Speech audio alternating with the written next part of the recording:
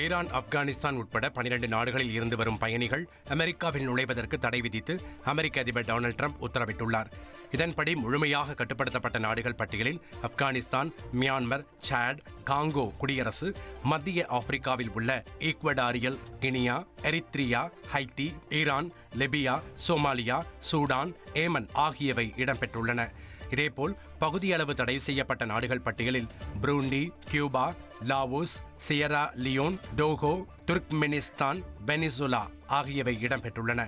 பயங்கரவாத ஆதரவு, சட்டவிரோத குடியேற்றம் உள்ளிட்டவை இந்த கட்டுப்பாடுகளுக்கு காரணம் என வெள்ளை மாளிகை விளக்கம் அளித்துள்ளது. இதனிடையே ஹார்வர்ட் பல்கலைக்கழகத்தில் பயில விரும்பும் வெளிநாட்டு மாணவர் விசாக்களை நிறுத்தி வைப்பதற்கான பிரகடனத்திலும் ட்ரம்ப் கையெழுத்திட்டுள்ளதாக தெரிவிக்கப்பட்டுள்ளது.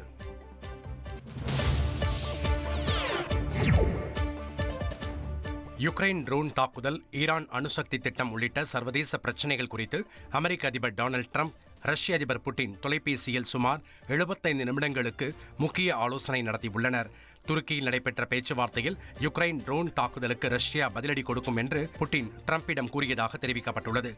ஈரான் அணுசக்தி விவகாரம் குறித்து பேசிய அதிபர் ட்ரம்ப், ஈரான் அணு ஆயுதங்களை வைத்திருக்க முடியாது என்று புட்டினிடம் கூறியதாக தெரிவிக்கப்பட்டுள்ளது.